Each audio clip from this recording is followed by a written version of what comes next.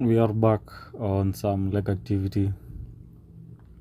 Did some squats, some extensions, hamstring, calves as usual, and then we hit some biceps. Um, I was actually I had the inclination, very strong inclination to do some squats today.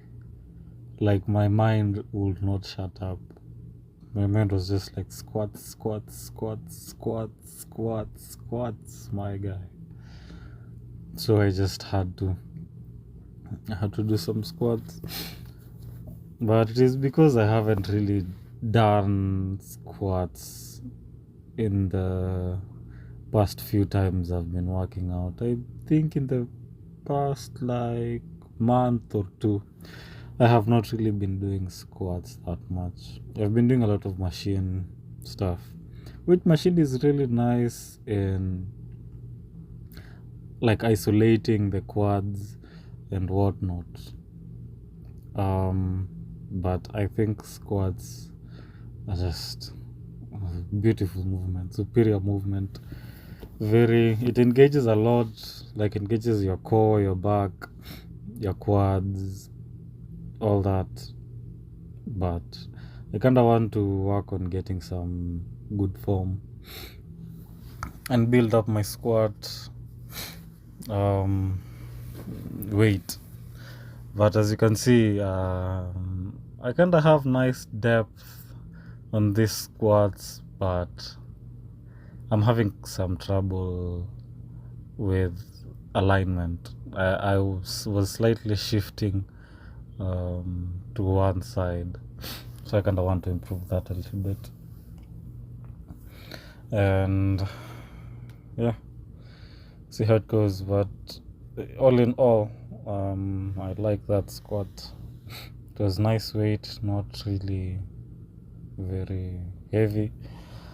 I actually did reps of 555 each, just to kind of ease back into it. And yeah, this was late at night. I was in the gym until like 3. That is the latest I've been in the gym. It was the first one in the gym that day. 12 a.m. I was in there. Usually really peaceful at these times of the night because you're just alone. I wish I could get the radio inside the gym to shut up, but I don't know where it is. It just keeps going. It is some radio station, and yeah. So anyway, aside from that, I came across this tweet, and the tweet said, "My biggest goal in life is to live at ease, to wake up and to go to bed with the calmest nervous system ever." And I was thinking about this because this is a very common thing that you hear. Like when you ask someone, "Oh, what is the definition of success?" It's just like, I kind of want to wake up one day and not have to worry and just kind of be at ease, take life on the slippery slope, just going, no resistance.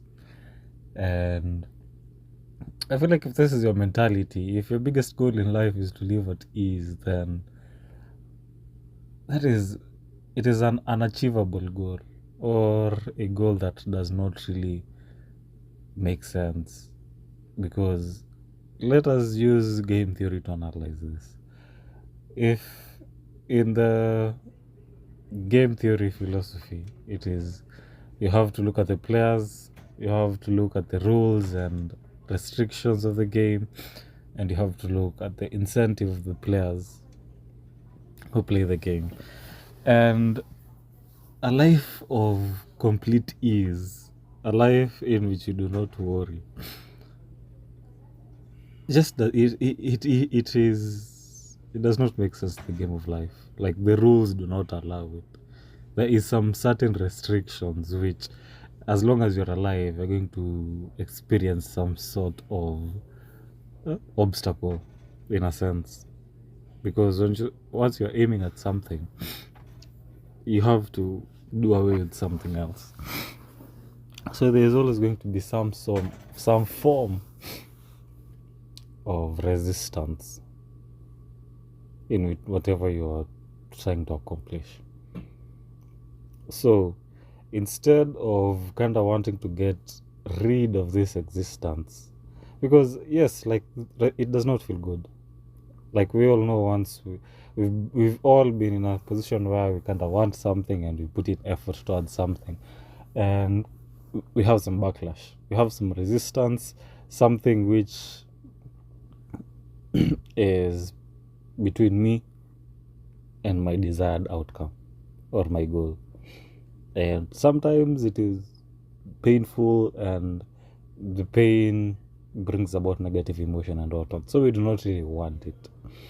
But once you realize that the perfection that most people kind of admire, the perfection that most people want, it won't ever happen. It just does not fit in the rules of the game of life. So you kind of have to change your perspective and your relationship with this strife, with this resistance. And from it being attached to negative emotion, from the pain and the struggle being attached to negative emotion, once you realize it is there and you can't really get rid of it, like it just comes. It is very unpredictable. Like no one sits there and puts themselves intentionally in a position where they're actually struggling. No one wants to do that because it hurts, it's painful. But once you realize it is going to happen no matter what, then it is better to kind of remove the negative emotion attached to struggle and resistance, and now attach it to some positive emotion. Not really, when it comes, when you experience it, not really seeing it as, this is the end of things, I don't know if I can do this. You know. But because so once you get to a position where you realize that unchosen suffering is inevitable, like there's going to be something that's going to happen, like someone is going to pass away, you might get sick, you might lose a thumb, like I did. Like something is going to happen. It's just the law of things, just how things go. You can never really have a full grasp on how everything is. You cannot really control a lot. So since unchosen suffering is inevitable, then the only way to think about it is not getting rid of it, is how is your relationship with it. You know, how do you manage yourself when perhaps that unchosen suffering kind of presents itself in your life? And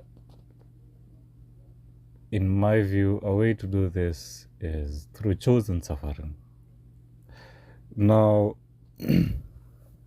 the effort that you put in is detached from the negative emotion, and now it is attached to positive emotion. So hence this sense of chosen suffering is a sense of it's a sense in which that you want to do it, you want to experience this minor suffering in a manner that once you do, it puts you in a position that once the chosen suffering comes, you are much calmer. You know, the nervous system is calm. It does not go haywire. You do not go all over the place, losing your mind, being like, what is happening? You see, become more resilient. And many a times the chosen suffering is kind of on a biological and physical plane, because it affects each other. Like the physical will affect the mental. So once you do something hard physically, once you partake in this form of kind of chosen suffering, then it reduces the emotional intensity of the unchosen suffering. We do not have as much negative emotional intensity towards the unchosen suffering. Hence, you kind of reduce your sense of trauma to some extent, because trauma, in a sense, is just a heightened degree of negative emotional intensity.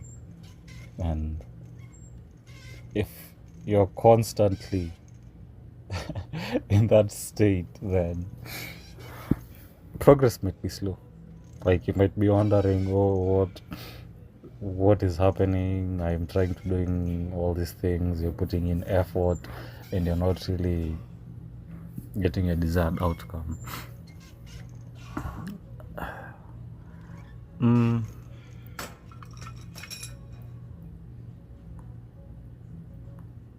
Like I don't know what to say, but everyone experiences this, because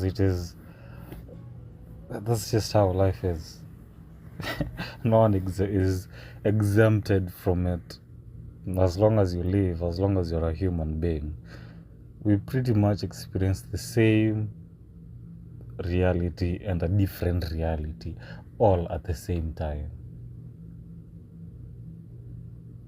Like there's one world, one planet, but 8 billion worlds. So whatever physical processes that go on in the world are the same across everywhere. And this is evident because, like, when you see people who have achieved a lot and are able to maintain this achievement and to be able to keep things moving forward across decades of their lives, like they all say one thing. They all say one thing. Like, your relationship with suffering should not put you in a place where you compromise yourself and kind of have a mental framework capable of being present in the face of adversity.